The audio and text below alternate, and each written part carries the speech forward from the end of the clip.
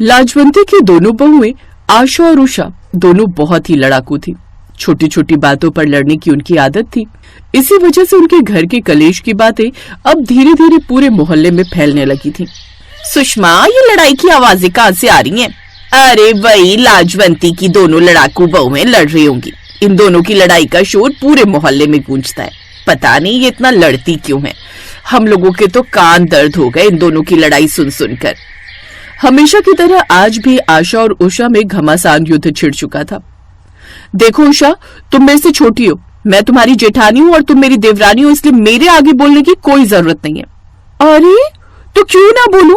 चाय के साथ खाने के लिए एक भी बिस्किट नहीं बचा। मैंने खाली चाय पी है। सुबह पूरा पैकेट रखा हुआ था, जरूर आपने ही खाया होगा। 2 बिस्कुट थे उसके अंदर, पूरा पैकेट पहले ही तुम खाली कर चुकी थी। इतना शोर मचा रही हो, इतनी देर में तो तुम दुकान से खरीद कर भी ले आती। मैं क्यों जाऊं लेने के लिए? बिस्किट आप खाओ और लेने के लिए मैं जाऊं? मैं कोई नौकर नहीं हूं इस घर की। थोड़ी देर पहले जब चाय में डालने के लिए चीनी खत्म हो गई थी तो मैं ही चीनी खरीद कर लाई थी, तब तो तुम नहीं बोली। अरे अब बस भी करो, दोनों कितना लड़ती हो। तुम्हारी लड़ाई इतनी मशहूर हो गई है कि इस पर पूरी किताब लिखी जा सकती है। सारा दिन तुम दोनों की लड़ाई की आवाजें मोहल्ले में पहुंचती रहती हैं, पर मोहल्ले वाले हमारे घर के लिए बातें बनाते हैं। आशा, तुम तो बड़ी हो, तुम तो कम से कम समझदार बनो। अच्छा, मुझे तो आप बोल लेते हो, उषा को भी समझाओ ना। उषा, तुम ही कम से कम अपनी गलती मानना सीख लो। हाँ, बस घुमा फिर आकर बात मेरे ही ऊपर आती है। अगर इतनी रोज की लड़ाई करनी है ना भाभी तो ठीक है ना, हम दोनों आपस में बात ही करना बंद कर देते हैं। हाँ कोई नहीं, बंद कर देते हैं। आज के बाद हम दोनों एक दूसरे से बात करेंगे ही नहीं। न तुम मेरे से कोई काम कहना ना मैं कहूंगी। हम दोनों का एक दूसरे से कोई मतलब नहीं होगा। और हाँ, वो तुमने प्रेस ली थी ना, वो मुझे वापस कर देना। हाँ हाँ, ले लो अपनी प्रेस, मैं अपने लिए नई मंगवा लूंगी। और आपने जो मेरी अटैची ली थी वो भी लौटा देना। हाँ हाँ, दे दूंगी। दोनों बहुओं की रोजाना की लड़ाई देखकर कई बार मोहल्ले वाले हंसी भी उड़ा देते थे। ओ सब्जी वाले भैया रुकना, भिंडी कैसे दी? 60 रुपए किलो की दी है, तोल दूं 1 किलो? नहीं भैया, भिंडी नहीं, तुम कटहल कर दो 1 किलो। कटहल किस लिए? शाम को तो भिंडी बन रही है ना। भिंडी नहीं, कटहल बनेगा शाम को। शाम को भिंडी बनेगी। अब मैंने जो कह दिया वही होगा। भैया तुम भिंडी दो। नहीं, कटहल बनेगा। भैया तुम कटहल करो। भिंडी कटहल, भिंडी कटहल। सब्जी वाला भैया जानता था कि अगर वो कुछ देर और यहाँ खड़ा रहा तो उसका टाइम फालतू का खराब हो जाएगा, इसलिए वो वहां से आगे बढ़ गया। अरे सब्जी वाला कहाँ गया? आपकी वजह से चला गया। आप इतनी चिक चिक करती हो ना कि पूछो मत। वो देखो, सारे मोहल्ले वाले आप पर हंस रहे हैं। वो मेरे ऊपर नहीं, तुम्हारे ऊपर हंस रहे। दिन पर दिन बढ़ती आशा और उषा की लड़ाई की वजह से लाजवंती का मूड बहुत खराब रहता था। रिश्तेदारी में एक बड़ी शादी आ रही थी, पर लाजवंती को चिंता थी कि दोनों बहुएं आपस में लड़ाई करके बैठी हैं तो कहीं शादी में रिश्तेदारों के सामने लड़ाई करके सबका अपमान न करवा दे। सुनो जी, मुझे शॉपिंग के लिए पैसे दे दो। दीपक की बारात के लिए मुझे शरारा सूट खरीदना है। ठीक है, पर उषा को साथ ले जाओ, एक दूसरे की पसंद हो जाएगी। अकेली क्यों जा रही हो? तुम पैसे दे दो, फालतू दिमाग मत खराब करो। मैं उससे बात नहीं करती हूँ, इसलिए मैं शादी की शॉपिंग भी अकेले ही करूंगी। और हाँ, शादी में भी मुझे मत कहना कि मैं उससे बात कर लूं। मैं अलग ही तैयार होंगी और अलग ही रहूंगी। आशा की बात उषा ने सुन ली और वो भी विनय से पैसे मांगने लगी। तुम भी मुझे शॉपिंग के पैसे दे दो, भैया भाभी को पैसे दे रहे हैं। हाँ दे रहा हूँ, इतना गुस्से से क्यों बात कर रही हो भाभी? और तुम जब यहाँ ही बात नहीं कर रही हो तो शादी में एक दूसरे से कैसे बात करोगी? वहाँ तो आप दोनों को बात करनी पड़ेगी ना। मैं और भाभी से बात? बिल्कुल भी नहीं। इन दोनों को कुछ भी कहना बेकार है।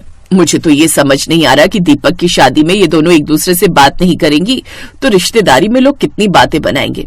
दीपक की शादी में जाना भी जरूरी है क्योंकि वो अपने घर का बेटा है, तुम्हारी सगी बुआ का बेटा है। तुम्हारे पिताजी के जाने के बाद तुम्हारी बुआ जी ने हमें बहुत सहयोग दिया था, इसलिए उनके घर की पहली शादी है तो हमें भी पूरा सहयोग देना होगा। तुम दोनों अगर वहां लड़ाई न करो तो बेहतर होगा। मैं तो नहीं लड़ूंगी। आप अपनी छोटी बहू रानी को समझा दो कि वो अपनी जुबान पर लगाम लगा देगी। जुबान पर लगाम लगाने की मुझे नहीं, आपको जरूरत है। भाभी, पंगे आप लेते हो। उन दोनों के बीच की लड़ाई फिर शुरू हो गई। अब तो उन्हें आगे आने वाली दीपक की शादी की चिंता थी। सब लोग दीपक की शादी में पहुंचते हैं। सगाई, हल्दी, मेहंदी के फंक्शन हो चुके थे। आशा और उषा ने एक दूसरे से बात नहीं की। रिश्तेदारी वाले भी इस बात को समझ रहे थे। लाजवंती भाभी, आशा और उषा दोनों में कोई लड़ाई हुई है क्या? नहीं नहीं ननद जी, ऐसी कोई बात नहीं है। दोनों में कोई लड़ाई नहीं है। देखो तो, दोनों अपने देवर के साथ डांस कर रही हैं। अच्छा मैं कह रही थी बारात का टाइम क्या है, हमें किस टाइम निकलना है, अब क्या पहन रही हो? लाजवंती ने बात को घुमा फिरा दिया। बेचारी क्या ही करती। आशा और उषा के व्यवहार को सब लोग नोटिस कर रहे थे। शाम का समय आया। आशा और उषा भी कुछ रिश्तेदारी की औरतों के साथ तैयार होने के लिए ब्यूटी पार्लर चली जाती हैं। अब वहां भी दोनों लड़ने लगती हैं। पहले मैं तैयार होंगी, तुम बाद में होना, क्योंकि मैं बड़ी हूँ, मुझे पहले पहुंचना है। भाभी, यहाँ कोई देवरानी जेठानी वाली बात नहीं है। हम दोनों को दीपक की सुरमा लगाई की रस्म करनी है। आपको तो खुले बाल रखने हैं, मुझे हेयर स्टाइल बनाना है, इसलिए मैं पहले तैयार होंगी। यहाँ भी तुम दोनों शुरू हो गई। एक काम करो, तुम दोनों लड़ती रहो, मैं जूड़ा बनवा कर जा रही हूँ। शादी खत्म होने से पहले तैयार होकर आ जाना। लाजवंती तैयार होकर चली गई। आशा और उषा दोनों तैयार होना शुरू करती हैं। पार्लर वाली उन्हें तैयार करने लगती है, पर आशा देखती है कि उसके शरारा सूट के साथ का दुपट्टा तो वो रखना भूल ही गई। आशा का दिमाग खराब हो जाता है। इतनी देर में उषा देखती है कि उसने अटैची में साड़ी के साथ पहनने के लिए कोई हील्स तो रखी ही नहीं। दोनों परेशान हो जाती हैं। मेरा दुपट्टा तो घर पर ही रह गया, इतने मन से सूट खरीदा था, अब क्या करूंगी? साड़ी के साथ अब फ्लैट चप्पल कैसे पहनूंगी? मैंने तो ऊंची हील वाली चप्पल खरीदी थी। इतनी बड़ी गलती मैं कैसे कर गई? मैं कैसे भूल गई? उषा परेशान मत हो, तुम्हारे हील वाले सैंडल मैंने रख लिए थे। तुमने दरवाजे के पास थैली रखी हुई थी, मैंने उठा ली। और आप भी परेशान मत हो भाभी, आपका दुपट्टा मैंने रख लिया था, ये लीजिए आप। अटैची लेकर बाहर आ गई थी, मैंने भी कुर्सी पर रखा हुआ देखा था। मुझे लग रहा है कि जब आप ज्वेलरी खरीदने गए थे तब दुपट्टा कलर मैचिंग के लिए ले गए होंगे। घर से निकलते हुए मैंने अपनी अटैची में रख लिया। आशा और उषा दोनों एक दूसरे की शक्ल देख रही थी। आप दोनों देवरानी जेठानी में एक दूसरे के लिए कितना प्यार है, एक दूसरे की कितनी फिक्र करते हो आप दोनों। फिर आपकी सासू माँ ये क्यों कह रही थी कि आप लड़ाई करोगे? मुझे तो आप दोनों को देखकर लगता है कि आप दोनों में बहुत ही एकता है, वरना आजकल की देवरानी जेठानी में तो बहुत लड़ाई होती है। दोनों एक दूसरे की कितनी चिंता करते हो। ब्यूटी पार्लर वाली की बात सुनकर आशा और उषा के चेहरे पर स्माइल आ जाती है और उस दिन पहली बार आशा और उषा एक दूसरे के गले लगती हैं। दोनों के मन में एक दूसरे के लिए सचमुच बहुत फिक्र थी। ये आज उन दोनों को एक दूसरे की फिक्र करने से पता चला। आशा और उषा चाहती तो दोनों अपनी लड़ाई को ध्यान में रखते हुए एक दूसरे की चीज को घर पर छोड़ सकती थी, पर उन्होंने ऐसा नहीं किया। उस दिन दोनों देवरानी जेठानी के बीच की लड़ाई हमेशा के लिए खत्म हो गई। ये देखकर लाजवंती भी बहुत खुश थी। अब मोहल्ले वाले भी उन दोनों देवरानी जेठानी की बहुत तारीफ करते थे। कोई कह ही नहीं सकता था कि दोनों देवरानी जेठानी में आज तक कभी लड़ाई भी हुई होगी। रमोला दिल्ली शहर के ग्रेटर कैलाश जैसे पॉश कॉलोनी में रहने वाली एक मॉडर्न औरत थी जो जीन्स टॉप पहना करती थी। उसका सोसाइटी में अपना ही एक रुतबा था। उसका इकलौता बेटा आरव मुंबई में नौकरी करता था। उसकी अब शादी की उम्र हो गई थी। एक रोज रमोला उसे फोन करती है। आरव बेटा, बहुत दिन हो गए तुझे देखे हुए, अब जल्दी से आजा। आई रियली मिस यू माई बेटा। माँ, मैं भी आपसे मिलना चाहता हूँ, आपके लिए एक सरप्राइज है। अच्छा, फिर तो जल्दी घर आजा। इधर रमोला आरव के लिए लड़की देखने लगती है। फिर एक रोज उसके दरवाजे की घंटी बजती है। ओह गॉड, ये संडे वाले दिन भी लोगों को चैन नहीं है। वो जब दरवाजा खोलती है तो हैरान रह जाती है। सामने उसका बेटा आरव गले में वरमाला पहने एक लड़की के साथ खड़ा होता है। माँ, ये रहा आपका सरप्राइज। ये मीरा है, आपकी बहू। पाए लागू सासू माई, ये क्या मजाक है? ये गवार मेरी बहू नहीं बन सकती। मैंने सोचा था कोई मॉडर्न बहू लाऊंगी, लेकिन तू तो ये कोई गवार उठा लाया। रमोला बहुत नाराज होती है, लेकिन अपने बेटे की खुशी के आगे फिर वो मान ही जाती है। अगले दिन कॉलोनी में ये बात फैल जाती है और रमोला की सहेलियां नई बहू को देखने आती हैं। मीरा उन सबके पैर छूती है। उफ, ये क्या गवारों की तरह हमारे पैर छू रही है? रमोला, ये कैसी बहन जैसी बहू है तेरी? ना ओढ़ने पहनने का ढंग है ना कोई क्लास। हमारी बहू को देख, एकदम मॉडर्न है, मॉडर्न। हाँ हाँ, अच्छा ये सब छोड़ो, तुम लोग क्या लोगी? एक काम कर मीरा बहू, सबके लिए मैंगो शेक बना कर ले आ। जी सासू माई।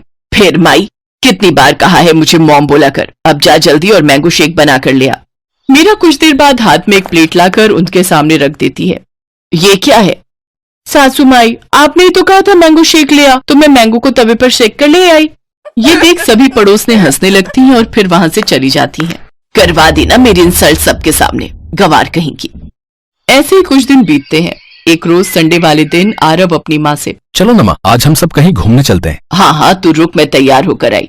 और उस गवार को भी बोल दे तैयार होने के लिए। कुछ देर बाद रमोला जीन्स टॉप पहनकर और गॉगल्स लगाकर आती है, जबकि मीरा साड़ी पहनकर आती है। ओहो, फिर कर दी ना जानवरों वाली हरकत। ये ले, ये स्कर्ट टॉप पहन ले। ऐसे बनकर जाएगी ना तो लोग तुझे बहुरानी की जगह नौकरानी समझेंगे। जी सासू माई, मेरा मतलब है मॉम, अभी पहन कर आई। फिर तीनों घूमने चले जाते हैं और आखिर में एक रेस्टोरेंट में खाना खाने जाते हैं। हे राम, 500 रुपए की दाल मखनी नहीं खानी, हमको नहीं खानी। घर चलिए सासू मॉम जी, मैं आपके लिए अच्छी सी दाल बना दूंगी।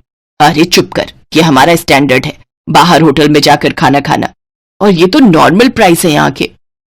वो लोग खाना खा लेते हैं, कुछ खाना बच जाता है। वेटर, इन्हें क्लीन कर दो और फिर फिंगर बाउल ले आओ। नहीं नहीं भैया, इन्हें पैक कर दो, इतने पैसे देंगे तो ऐसे थोड़ी ना फेंकेंगे। चुप कर तू। भैया आप फिंगर बाउल ले आओ। कुछ देर बाद वेटर फिंगर बाउल लाता है तो मीरा उसे सूप समझकर बाउल को अपने मुंह से लगा लेती है और पीने लगती है। ये सब देख रेस्टोरेंट में सभी लोग हंसने लगते हैं। रमोला गुस्से में घर आती है। उफ, ऐसी जाहिल लड़की ब्याह कर ले आया है मेरा बेटा कि क्या कहूँ। आज के बाद मैं इसके साथ कहीं नहीं जाऊंगी। नाक कटवा कर रखती इसने हमारी। माँ, आप इसे कुछ टाइम तो दो, मैं वादा करता हूँ आपको शिकायत का मौका नहीं मिलेगा। एक रोज रमोला की पुरानी सहेली आशा उससे मिलने आती है, जिससे रमोला अपनी गवार बहू की खूब बेइज्जती करती है। अरे शुक्र मना, तेरी बहू औरों की तरह मॉडर्न नहीं है। शर्मा जी की बहू को ही ले लो, इतनी मॉडर्न बहू थी कि अपने ऑफिस के लड़के के साथ ही भाग गई। देख रमोला, एक संस्कारी बहू मॉडर्न बन सकती है, लेकिन एक मॉडर्न बहू कभी संस्कारी नहीं बन सकती। रमोला को उसकी बात सही लगती है। फिर समय के साथ साथ मीरा भी खुद को बदलने लगती है और अब वो भी स्कर्ट्स और जीन्स टॉप पहनने लगती है और यूट्यूब देख मॉडर्न खाना भी बनाने लगती है। एक रोज रमोला अपनी सहेली आशा के साथ किटी पार्टी में जाती है, लेकिन रास्ते में उनकी कार का एक्सीडेंट हो जाता है। ये बात जैसे ही आरव और मीरा को पता चलती है, वो तुरंत हॉस्पिटल पहुंचते हैं। मीरा बहू, मेरी बहू नहीं आई? नहीं आंटी जी, वो कह रही थी कि उसे अपनी फ्रेंड की बर्थडे पार्टी में जाना है। आशा रोने लगती है।